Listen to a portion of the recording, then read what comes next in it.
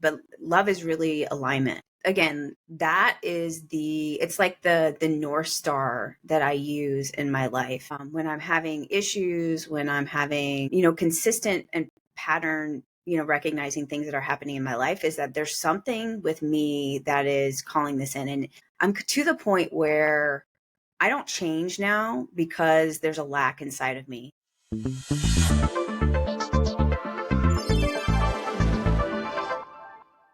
Man, it's crazy. And I know you probably know this doing podcasts and stuff. It's crazy. Like sometimes I think a lot of us start out like kind of nervous, but then you'll see most of the time as long as the conversation is flowing like fluently and you're having a good conversation, you can see the nerves kind of drop. It's just crazy, like how people's nervousness just goes away. Yeah. Yeah. I love podcasting because I think one of my favorite things is connection, and I love like deep conversations. And I don't know about you, but in the regular world, I don't find a lot of people that are really open to deep conversations. So that's kind of like, it's my thing. It lights me up. Well, I agree with that. And I've said before, I think that's why podcasts are doing so well, because people are craving that, because there's not a lot of that out in the world. There's not a lot of those kind of conversations. And I think that's why they're becoming so popular.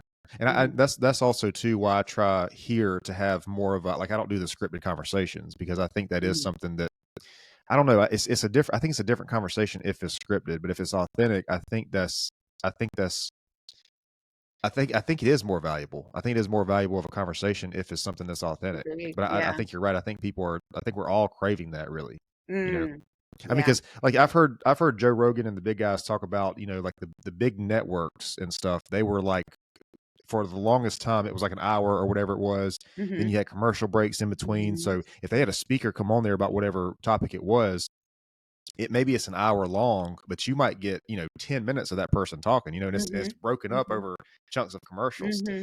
Versus a podcast, somebody goes on, like Joe Rogan, 2 or 3 hours, and that person's just going off on topic. So it's definitely a different space for sure. And so it's interesting. I feel like it helps people feel like they're not alone. I think too, because I look at, one of the things that I really love to do is just look at the deeper level, conversations and what's happening inside of us. And when we get to explore that, I think it helps people just feel like they're not alone. They're not going crazy. Like, especially, I don't know about, I'm assuming, Cody, that you've been through some stuff in your life. That's why you're here. I'm assuming that you've done a lot of growth yourself, all of those things. I'm making some big assumptions and not knowing you, but a lot of times when we're going through really hard things or trying to figure things out and all this stuff, it's like, you feel so alone. I think podcasting really helps with that too.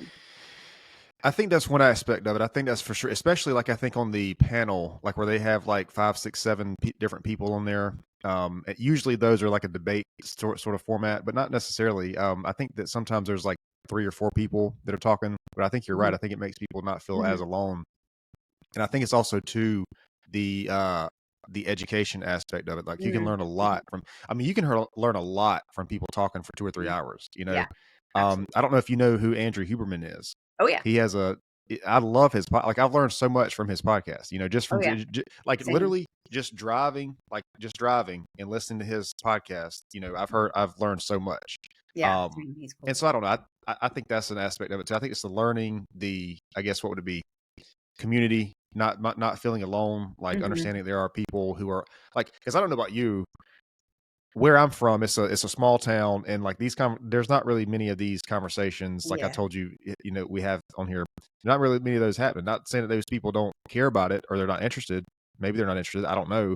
But if you're a person that comes from a small town or a small community, or you don't have many people around you that are sort of interested in those same things, it can make you feel very alone, especially like, which is crazy to think about with today, with the world of social media, and like everything is on our phones. It's like the world, we can view the world on our fingertips, basically. But then when you have something like this, a passion or something, you don't feel anybody around you is connected to that or interested in that, it really makes you feel, alone. I think one of the like negatives of social media is it makes you feel alone, because it's like you're looking at the outside world. You're looking at the outside world from, I guess, what a small screen. I don't know. It's Yeah, weird. it's I super mean, it's you would think it would be the counterintuitive opposite. in some Yeah, way. yeah, It's really right. weird. Yeah, no, I get it. It's super like, yeah. I've pretty much gotten off of social media for the most part. Like, I just Mm. have my assistants and AI agents posting for me at this point. But It's not a bad idea. yeah, I got At assistants. least at least taking breaks, man. I've taken I still use social media, and we'll get to you in a minute. I don't want to go too It's all far else, good. but we yeah. So I take a every once in a while I'll take like what I call a social media fast, where I go off of Hmm. social media for a week or two. And what I've always found is that my interactions with people is like, I don't know how to explain it. It's like it's deeper. Like I value talking to the person more than I Hmm. would if I was on social media. And it can be like a really like simple interaction, like going like seeing passing somebody in a store or whatever, just a simple human interaction. I feel like becomes more like deeper if you're not on social media. And I don't really engage with social media with people on social media anyways, like that, not a lot. But I don't know, it's just different. It's different when you're off of social media versus Oh yeah, being on it a lot. Um, yeah. but anyway, I that's concur. I yeah. concur. My life is So much more peaceful now. I bet, yeah, I bet. So about you. So Yeah. if you want to introduce yourself and tell us who you are and what you do, and we can kind of preface the conversation. I know we're both limited on time this morning, so we'll if you want to share, whatever it is you want to share about yourself, and then we'll dive in from there. Yeah, sure. So thanks for having me, Cody. Um, Pure wisdom. There's a lot of wisdom in what I do over here, only because that I've walked through the trenches, the battles. You know, I focus on love and I focus on healing. I help women and men love dating and find true love. And yes, there is a way to love dating. I know that there's a lot of, stats out there about everyone's doomed in the dating world. There's a lot of negativity about dating. If anyone is single, they're probably telling their friends and their family like dating sucks. um, I've gone through this journey. I've gone through the journey of self sacrificing myself. I've gone through self abandoning in relationships. I had a pretty hard uh, childhood where there was abuse and trauma and all of those things. And what that manifested in my relationships was feeling unseen, feeling unheard, feeling unloved, misunderstood. And it was super hard because on the outside of me, I was, kicking ass in life. I was, President's Club. I was making six figures. I had the house and the car and the banging body and all those things. And yet still, I could not figure out how to have a relationship that I really, really wanted, that I really dreamed of, and really have, having that person in my life that I, wanted to feel this love for that I had never felt before. And that was part of the work for me. And so through my journey of healing really from the inside out, so I take an inside out approach to dating. I don't know if you've had other dating experts on the podcast before. I'm a trauma informed dating coach. So what that means is that we recalibrate and do some transmutations on the inside of ourselves in order to get an outside result. So if someone Hmm. wanted, is seeing patterns really in their dating life, like emotionally unavailable people, I'm getting ghosted every day. I tend to go to intimacy too quickly. I don't really understand what's wrong with me. I'm an amazing person, yet all these people that are coming to me, they're not amazing, and it's a complete mismatch. So I Hmm. take an inside out approach, meaning that what you want on the outside of yourself, there's something happening. There's a subconscious or unconscious pattern that's running, probably based from childhood, based on nervous system regulation, some different aspects of yourself that is a mirror into what's attracting in on the outside of you. So a lot of what we do is recalibrating, healing, ascending.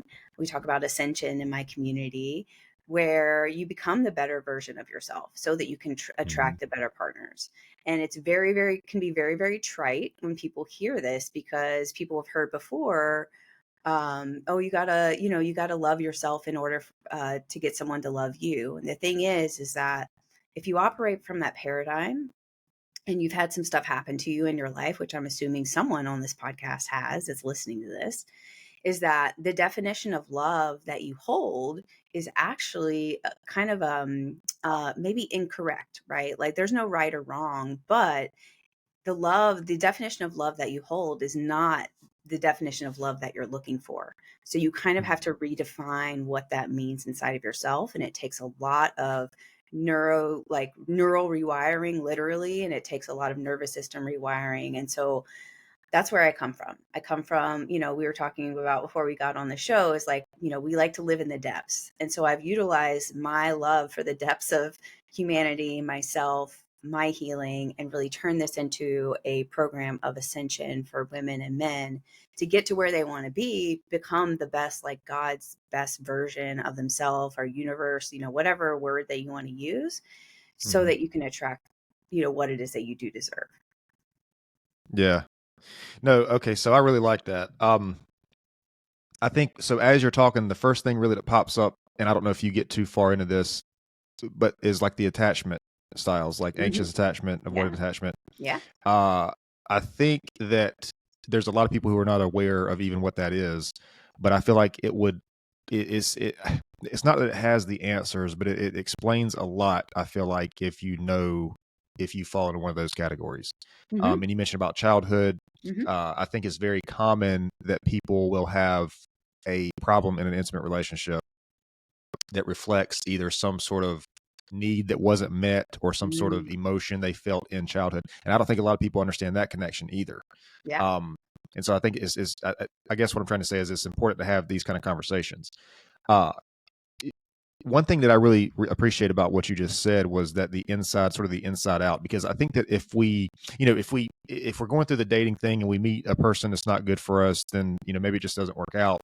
But I think if we're meeting this person, consistently over different relationships, I think that's a pretty good sign that maybe something inside of us is, I'm not going to say we're 100% at fault. I don't think I think it's rare that a person is 100% at fault for the failure of a relationship. But I think that if you're meeting the same person, what is the quote? You'll meet the same person over and over until you learn the lesson, or something along those lines. Yeah. So I think if we're, for sure. Yeah, I think for having the same relationship with different people, that's probably a pretty good indicator that something inside of us is needs to be addressed. Yeah. And I've heard of other people, dating coaches and therapists and stuff, say that a like an intimate relationship is a really good mirror for yourself. It'll show you where you need to work on, with yourself. Oh, 100%. And so, yeah, I mean, this podcast, it is the Pure Wisdom podcast, and it started out as like a personal growth and self-improvement podcast. What it sort of transitioned into is, I try to extract wisdom from, the conversations that I have with people, and those are wisdom in different, areas of life. But I think it's an incredible piece of wisdom to understand that, like, if something outside of you is not working for you, whether that's an intimate relationship or a business or whatever, a lot of times the answer is internal, to you. And I just find that incredible, Yeah. Yeah. There's a certain power, I think, that comes from that. For example, like the way that I live my life now and kind of knowing that, like, that's like the basic law of manifestation, right? Like what you're wanting to attract outside, you have to be at some kind of resonant energetic level on the inside, some kind of Right. the same or similar kind of resonance. And it can be empowering, right? In order, if you kind of lead your life like that, because that's what I lead my life with now. Anytime like I feel uncomfortability in any aspect of my life, that's the direction I go, right? Like literally that's my North Star, because that tells me that there's something inside of me that the resistance is actually where I go to now. Like that's my direction. When in the past, my like trauma response would be avoidance, because I didn't have support, or I didn't have I don't know, I didn't have like knowledge, or there was something missing where it was too scary to go forward than it was to stay where we are. And I think what you're saying is that when we discover that the pain of, there's that whole quote too. I don't know if you've heard that one before, but it's like we make a transformation, or we go towards transformation when the pain of staying the same is more than the pain of actually trying or going forward. And that's where a lot of people, elicit transformation and change. Mm-hmm. Yeah. Yeah, that makes sense. I'm curious what you think, like, when it comes to this transformation and, different people, what is there do you see like a commonality between, as far as like what is the actual, I don't want to say issue because that implies something's wrong, but what is, like, with this transformation takes place, what is it that's being transformed, like with the people that you see that you've worked with? What's like a common thing? Like, what, like, Yeah. is it just, and I know when we say past trauma or childhood trauma, that's like a very, I guess, maybe general, umbrella. But is this like, is it self-confidence? Is it fear of abandonment? Is it trust? I Mhm. mean, I know there's probably a mix of all these different things. But if you had to think, like, what was the most common, I don't want to say issue, the most common thing that people need to sort of transform or heal from, Mhm. is Great it, I don't know. question. Yeah, I Yeah. don't know. Yeah, great question. I think, well, first of all, if like, I know you're not a woman, but if any woman is listening to this podcast, I've actually kind of lined this out in a very easy system called the feminine dating archetypes. And we don't have to talk about that right now, but I mean, I can't answer your question because it is a lot of, I'd love to hear from a men's perspective too, because I do help men be on purpose in their love life too. Mm, But the femininity archetypes I've identified based on my journey and then hundreds of other clients' journeys of commonalities, right? Like mhm, little things that were that I thought was only happening to me at the time. right. And then I started to work with clients and I was like, oh, like, wow, they're going through the same thing I went through. And then time after time after time again, these clients had these same problems, right? And so what formed, like literally God was like, there's something here. And the feminine dating archetypes is based on, like you said, Cody, it's based on attachment style. It's based on nervous system states. It's based on these different theories in therapy and neuroscience and things like that. And God kind of gave it to me, really. And I was like, oh, okay, here we go. So the feminine dating archetypes tells you, if you're a woman and you want to go take the quiz, it'll tell you what your archetype is and it'll tell you how to get to the next level. Because the thing with attachment styles that I don't like, really, I don't like with a lot of labels, is it'll give you good awareness, but it won't tell you how to get to the next stage or the next level. Mm, And the archetypes is literally like this stage to this stage to this stage to this stage to get to what I call the magnetic woman, which is the woman that knows who she is and what she wants. She's her resonance, like what she's wanting to attract on the outside, that magnetism. I'm sure you've met people like that before, whether it be man or whether mhm, it be woman, of like they carry this like energy of like confidence, discernment. There's an energy that happens, it's not more so about how they look, but more so about like this energy that they carry about who they are. They're very, right. confidence is one of them. They're very sure about who they are and what they want. And the thing is with the magnetic woman or the magnetic man is that their actions, behaviors, thoughts, beliefs, and emotions are all aligned. And that's the difference, I think, in a lot of people, is that people can say they want one thing, but then they'll do another, or they say Mhm, that they I don't know, that they want to attract this type of person, yet their actions will not line up with what they want to attract. And that is really about inner alignment, which is like one of my things that I do. So like in general, what I see is, to answer your question, Cody, in general, what I see is women that, and men really, that want to trust themselves more than anything, mm, more about self trust. Because in the past, they probably have not done a good job of picking the right person. The person that they have picked have caused them pain, either, or maybe there was a mismatch, like that person's, again, said one thing but did another. And they kind of got caught in this relationship rabbit hole where it was painful, it was hurtful, it was hard to get out. Things like didn't make sense, as much as they tried to communicate or try to hold the weight of the relationship, it just didn't work. And so over time, what happens with that is that we lose trust in ourselves to pick the right person in the present day. So self-trust is a big thing that kind of is a gate that we go through. So it's more than just like these wounds that we cover. It's more about coming back, like wisdom, right? Coming back to ourselves. A lot of people are really, really in their head and not in their body. And so our intuition comes from our whole being. It comes from our soul. It comes from our mind. It comes from our heart. And a lot of times people will say like, well, my mind says this and my heart says this. How amazing would it be if we all worked together and we all had the same message and we all had the same behaviors? And that's how really we attract what we want, is that the resonance, again, like the alignment inside of ourselves is really a beacon to what it is that we desire. So there's self-trust, there's learning to listen to your intuition.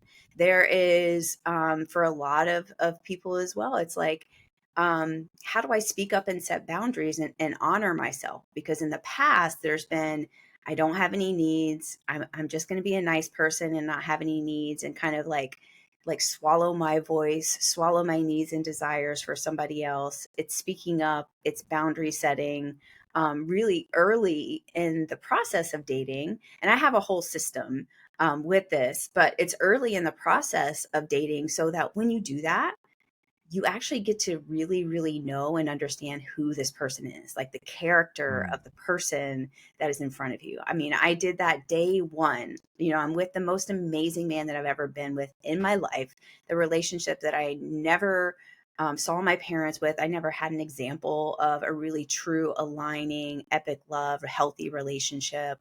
And it was all because of this work that I did inside of myself, like layer after layer of wounds and trauma and all of the things that had happened to me and with me in my life to get to this level. Okay, so that was a really good answer. I do want to backtrack to these archetypes. How many archetypes did you say there were? 4. 4. Okay. So do you also have the men's archetypes, or is it just the women? I do. Okay. I don't have a quiz out for the men right now, but I can try to talk about them too if you want. But they're very similar. They're very similar. That like the problems that each level is having is very similar. So because I know we're limited on time, are you able to like briefly, so like with these archetypes, is this like a is somebody in one of these categories, or are these archetypes like the part of the evolution? So basically, does somebody fit into one, or does somebody go through all of them on the course of their evolution? Yeah, both. So right now, when like say I invite, a woman to take the dating archetype quiz, it's datingarchetype.com. And what she'll go through is a 2-minute, it takes 2 minutes. It's a quiz and it'll spit out the archetype. And the archetype is where she is now. The thing so is these are like, I don't mean to cut you off. This is like stages and stairs, ascension levels. And it'll show you, like for the chill woman, for example. So the chill woman coincides with the buddy man, like the buddy man. So the chill woman, some things that are happening in her dating life is she is super overwhelmed with the dating process. There's a lot of anxiety. There's a lot of overthinking, especially if she doesn't hear from the person after 72, 48 hours. There's a lot of anxiety, like, writing texts and then deleting them. There's just a lot of like tension in there. A lot of times the chill woman, her behaviors in the early dating phase is that she tends to sacrifice her body maybe way too quickly and get too intimate before she really knows who this person is, really, because she's really seeking connection. So in order for the chill woman, for example, to ascend, so we talk about ascension, and because we're talking about up leveling in my communities, in order for the chill woman to ascend, there are some really core things that she needs to heal to get to the next level. And that for the chill woman, for example, is it's about boundaries in relationships and with her energy, who she accepts in her dating, in her dating kind of process. Her work is to see and hear and understand different parts of herself, right? Because she has some parts that are like, I deserve better. And then she has other parts that self-sacrifice her body, right? So there's like competing things happening inside of her. So her work in order to get to the next level is to see and hear and understand and love these different parts of herself and why they're there in order to get to the next stage, which is the goddess woman stage. So to answer your question, like, from a, like, in a short way, is yes, it's where they are now, and you can do things to ascend to the next level. But if you decide there's, if you're too scared to do the inner healing work, or if for whatever reason you are avoiding whatever's happening inside of you, like you said, Cody, like it'll come again and again and again and again until you're ready, then you're going to stay in that archetype. Like, this is a pattern that I've seen in 50-year-olds, 60-year-olds, 70-year-olds. Like, this pattern will stay with you until you do the work to ascend to the next level. Okay. Are the archetypes the same for men, or are they slightly different? Like the stages, the levels? Yeah, they're slightly different names, but very similar kind of experiences, right? Like the chill woman equates to the buddy man. So the buddy man is typically like friend zoned. Would this be like the nice guy? Yeah. I don't want to use that phrase, but that's kind of what it is. Yeah, that's kind of what it is. He's typically friend zoned. He doesn't have a lot of needs and wants and desires. He will, jump pretty quickly. If he has like a love interest, he'll kind of like lose himself in that process. And very similar with the chill woman. The chill woman, she just wants connection. Like the chill woman and the buddy man, they just really, really crave connection. There's a lot of probably work to do around abandonment wounds. A lot of work to do about who they are as a person without kind of self-sacrificing themselves to be with people. Yeah. I can't speak for the woman side of this, but as far as when we're talking about that archetype of man, I think there's at least what it seems like this driving that. There's like a very big sense of like insecurity that's driving that. And I mean, you could probably say that about every level, every stage, every archetype. But and the reason I say that is because when it comes to boundaries, healthy boundaries, not being able to set those boundaries, I think usually comes from a fear. And that's usually some sort of either insecurity or losing the relationship, which is also insecurity, or, whatever. And it's like, I think that's, I don't know, man. It's, I don't really, okay, I've said this on podcasts before. I'll just say it again. I don't really respect the philosophy of trying to be. It is manipulation. Like when people think of manipulation, they think of financial, psychological, whatever. Those things are obviously true. But I think that, and I'm not saying every man who falls in this category is manipulative, but I'm saying that a person, if they are in this space and they're using that sort of friendly approach, and it's like they never really put out on the table what their intentions are.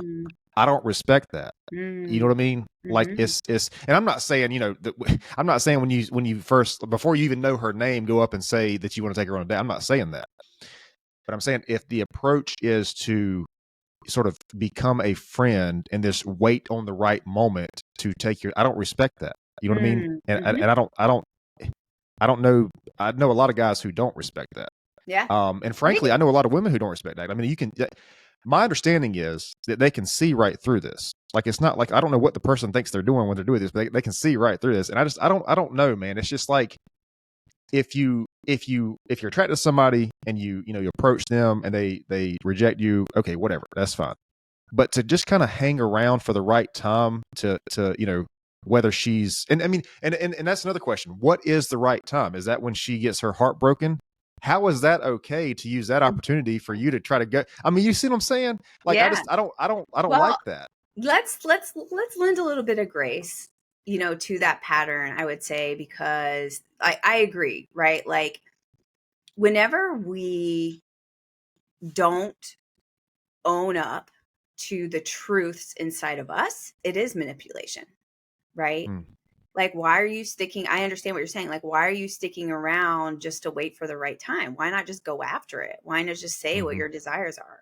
The thing is, there's a fear there, which is what you mm, said, right? And so a lot of these patterns for the chill woman, for the buddy man, it's a subconscious and unconscious pattern that's running that says, if I speak up, then I'm going to get hurt, or I'm going to be mm, rejected, or I'm going to be abandoned, right? If I use my voice to express my needs and my wants and desires, then something is going to happen. There's an if then happening inside of them. And that's a subconscious and unconscious pattern for sure. mm-hmm, Right. And that's the healing work, right? The healing work is to get to a point where we are okay with speaking up for our needs and wants and desires. And then whatever happens on the outside of us, we're going to be quote unquote safe, or parts of mm-hmm. us think that we're going to be safe.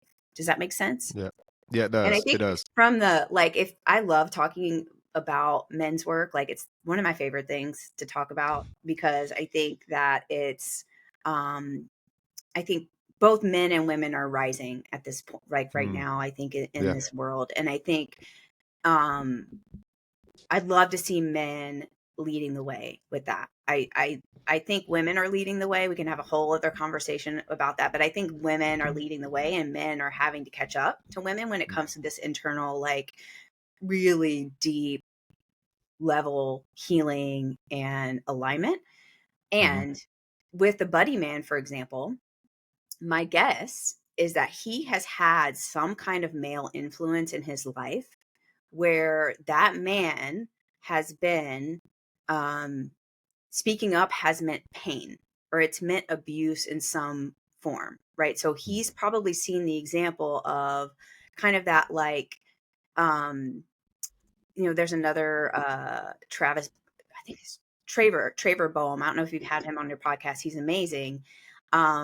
His work, he talks about the Marlboro Man, which is like, that man that, like, that he doesn't have any feelings. He's very macho. And so he's disconnected from himself or God or the universe. And he's just, you can feel it. So my guess is, like, the buddy man, for example, has had an example of a man that is, um, abusive in some ways, or there's a part of him that makes him feel scared. And so what happens with that in relationships is he wants to be the opposite of that, which makes him more right. feminine, right? And so his work really is reclaiming who he is as a man, learning to speak up, learning to set boundaries, and learning to go forward towards what his goals and desires are.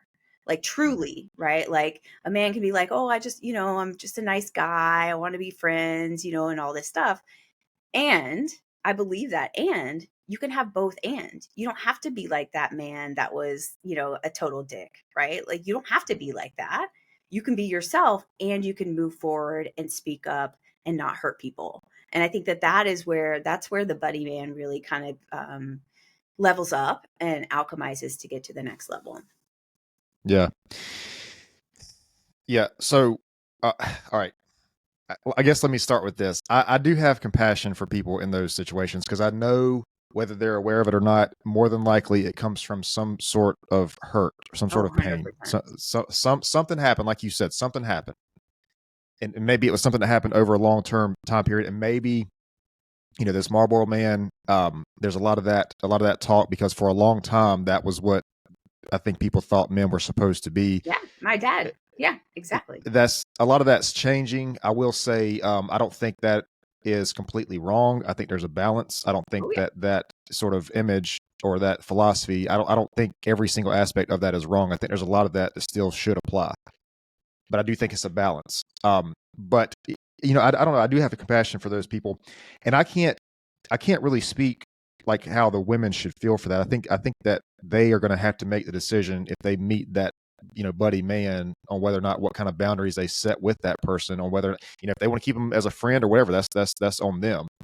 That's their decision. But I guess what I'm trying to say is that, it's and not always, but it's a lot of times that those are the guys that if that woman does meet a man who has expectations or boundaries or whatever, sometimes it's those guys that use that as an example of, well, he's not good for you, he's abusive, XYZ, because this person has boundaries. And I've said before, and this goes for either gender, either whoever. It's like having boundaries, because the word insecurity is used a lot when it comes to these conversations. Like if somebody has a boundary, let's say a healthy, serious boundary, the word insecurity is used a lot. And I don't think it's insecure to have boundaries and try to respect those or communicate those boundaries. I think it is insecure to have boundaries and not speak up when they're crossed. Mm-hmm. Because if it, like you said, if you have the fear of losing that relationship, I think that is where the insecurity comes. Yeah. But another thing too, man, is and I've had this conversation here recently. It's like every relationship is so unique that's really comes down to the two people, assuming there's just two people. It's a two-person relationship.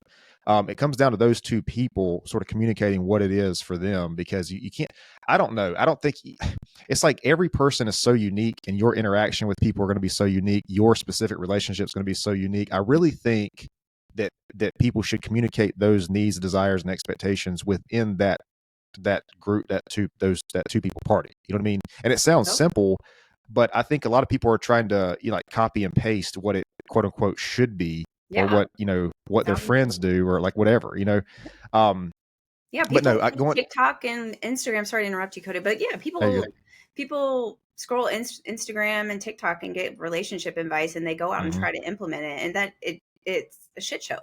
It doesn't work. I think what you're talking about is we have to get to some level of alignment within ourselves first. And that's when the agreements in the relationship that you're talking about, Cody, that's when they really thrive. You don't do it after the fact, right? Like a lot of people that have gone through and are seeing these patterns in relationships that are unhealthy, or they don't like, or they know that they aren't in alignment with them, but they can't seem to to get it to happen in real life, is that they try to work on a relationship with the wrong person, right?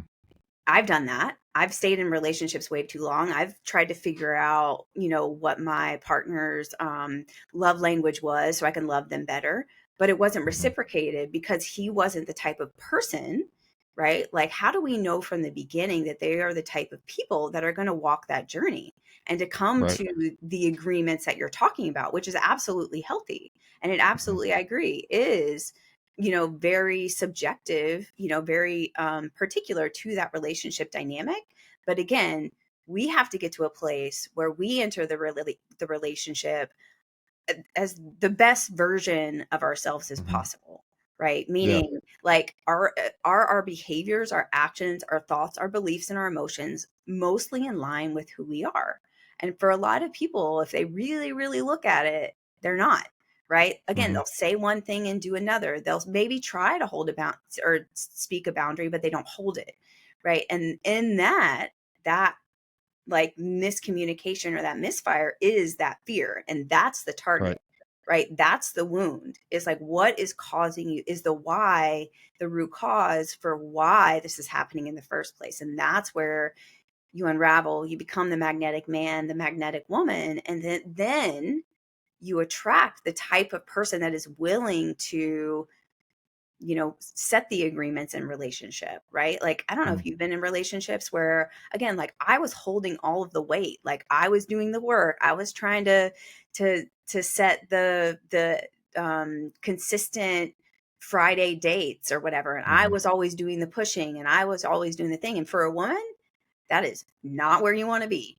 For a man, yes, right? Like if that's what you desire. But again, like even if a man isn't doing that, that's his work. What is his fear about leading this relationship? And that's the work. That's the target.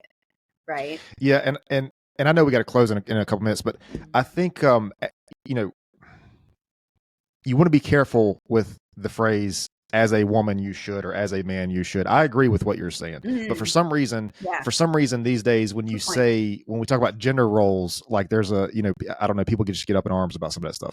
I do think that maybe vice versa, it works for some other people. I think the majority of people, yes, what you said, the man, would rather be in that role. But I think that you can really only be in that role as a man. And again, I can't speak for the woman's side, but you can only be in that role as a man if you have done enough work on yourself to understand yourself and be self-aware about yourself. Because like all these things we're talking about, like I think self-awareness, understanding, and I think empathy, I think they kind of all go hand in hand with this, because you have to be able to understand, I think, where this woman is coming. Like if you know about yourself and you say, okay, well, I've had these problems in my life and something happened to me. Maybe I know, maybe I don't know, maybe it's long-term, maybe it's little small things, over a course of, 10 years or whatever. This is why I react in these situations. Like this makes me feel this way. I've analyzed myself. I went through this, whatever. But you have to be able to be aware of like when that person is operating in that frame of whether it's fear or whether it's I don't want to use the word trauma response, but if it's a trauma, like what is making this person, like when I do this, or if I say this way, or if I do this thing that sends this message to them, that's why they're acting that way. And I think I think that having that understanding really goes a long way. And I don't think you can do that as a man unless you've really sort of worked on yourself, explored yourself, understood that part of yourself, had that sense of self-awareness. And I'm not saying, I think patience, especially when it comes to intimate relationships, is really important for a lot of men. And I think I'm not saying that this needs to last forever, but I think that it is very important to be aware and be patient of that and say, okay, well, this is why this person's reacting this way because of this thing. And at least, maybe you take that initiative, maybe it doesn't work, maybe the person's not right for you, but at least understanding that, I think, can really solve a lot of these, almost back and forth arguments that people seem to be called. It's like a cycle, like, well, you did this to me and that made me feel this way. And you did, I mean, somebody somewhere has to break the cycle. Somebody has to say, okay, look, we're reacting out of emotions here. This is a trauma response on both sides. And that kind of leads back to the earlier thing, the anxious avoidant attachment. That's like man, when those two people get together, it's like a continuous cycle. But somebody has to be aware of what's going on. And I think the man should be the one. Look, we could keep going. I know you got to go. Do you have a social media or anything? We might have to do a part 2 of this. We didn't cover a lot of things. Yeah. Wow. Yeah. I was thinking to myself, so many different rabbit holes that we can go down. I love talking about the masculine, feminine stuff that you brought up. So many different rabbit holes that we could go down. So yeah, I do have to jump, but I'm on social on my name, Lilli Bewley, at anywhere really. And, I don't have a quiz up yet for the masculine dating archetypes, but I do have a feminine dating archetype quiz for those women that are really looking to explore their blocks and find their true love. And that's at datingarchetype.com. And that's a good jump off point too, for any of the women that want to connect with me on social. Okay. All right. Well, I'm going to stop the video. I'll let you get out of here. We'll talk about this off camera, but maybe the part 2, we'll just pick up on this part and we'll just do it. We'll have one continuous thing, but we'll talk about it. Yeah, cool. One last thing. If you could really quick, I ask everybody this, what is the most important lesson you've ever learned? I know we only have a minute. Maybe we have to use it for part 2. Most important lesson I've ever learned.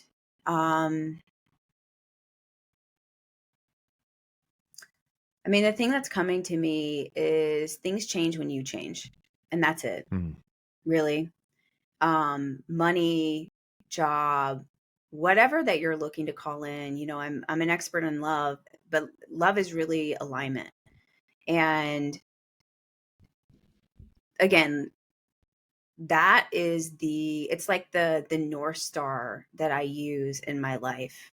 When I'm having issues, when I'm having, consistent and pattern, recognizing things that are happening in my life, is that there's something with me that is calling this in. And I'm to the point where I don't change now because there's a lack inside of me. And that's a big, we can have another, there's so many deep conversations that we can have. But that's personal development. Seems like it's all about scarcity. It's all about fear. It's all about lack.